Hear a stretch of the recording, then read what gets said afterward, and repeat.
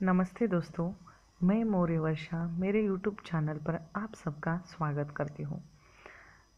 Net के syllabus में जयशंकर प्रसाद के 2 नाटक रखे गए हैं, लेकिन जयशंकर प्रसाद का व्यक्तित्व एवं कृतित्व आज हम देखेंगे। ठीक है, तो चलिए जयशंकर प्रसाद का व्यक्तित्व एवं कृतित्व देखते हैं।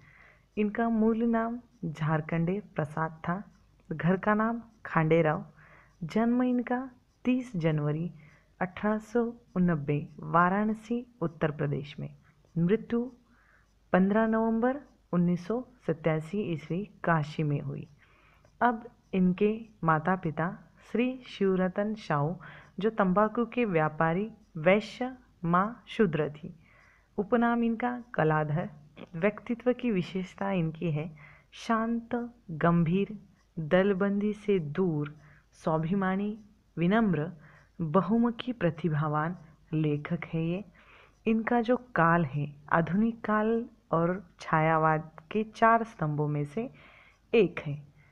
इनका भांजा जो हिंदी के ही लेखक हैं अंबिका प्रसाद गुप्त। अब इनको जो पुरस्कार मिला है मंगला प्रसाद पारितोषिक जो कामायनी के लिए मिला है। ठीक है, ये इनका व्यक्तित्व। अब इनका कृतित्व, इनकी काव्य रचनाएं। पहला है 1909 में उर्वशी जो चंपू काव्य है। 1909 वनमीनल। तीसरा 1909 प्रेम राज्य। 1910 अयोध्या का उद्धार।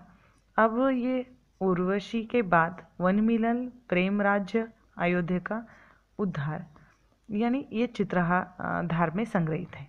1910 में अयोध्या का उद्धार, उसके बाद 1910 में शोकोच्छ्वास, 1911 में वभ्रुवाहन, 1913 में कानन कुसुम जो खड़ी बोली कविताओं का प्रथम संग्रह है।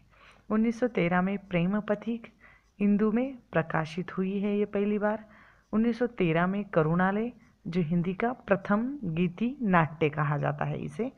1914 में महाराणा का महत्व, महाराणा प्रताप की कहानी इस काव्य में आती है। 1918 में चित्राधार, 1918 में झरना, 1925 में आंसू जो श्रेष्ठ गीति काव्य है। 1933 में लहर जो मुक्तक रचनाओं का संग्रह है या गीति काव्य है। ठीक है, 1935 में कामायनी जो महाकाव्य है। उसके बाद चित्रांगदा। अब इनके कहानी संग्रह ग्राम 1910 में प्रकाशित प्रथम कहानी है इनकी। पहला कहानी संग्रह है उनका 1912 में छाया।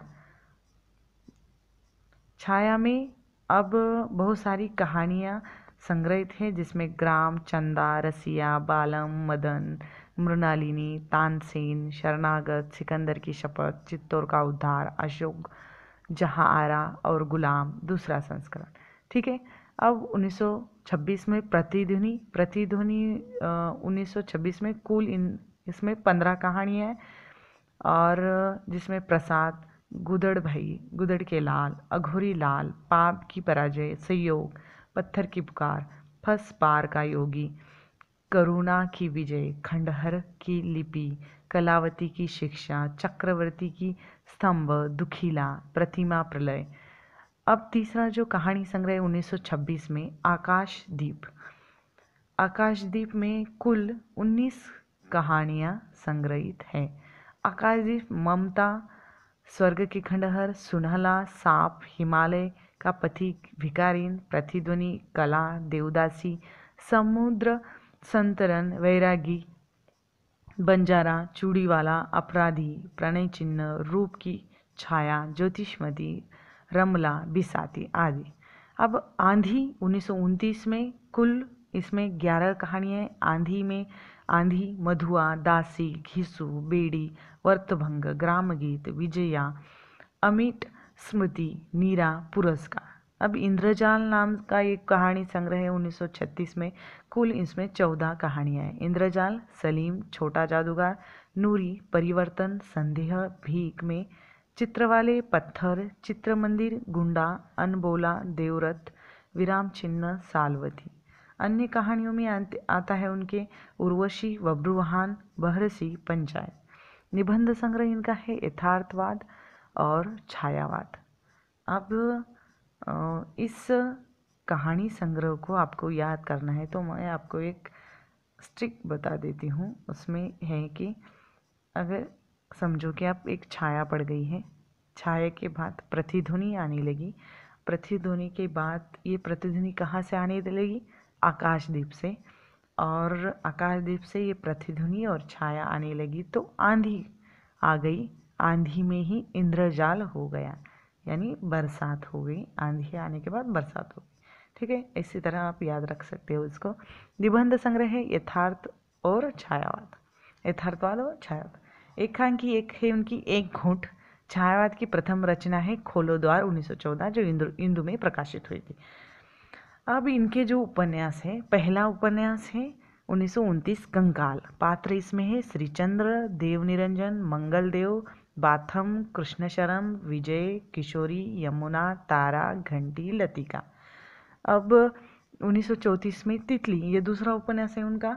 इसमें से पात्र है मधुबन, रामनाथ, तितली, रामकुमारी, इंद्रदेव, श्याम दुलारी, शैला, माधुरी।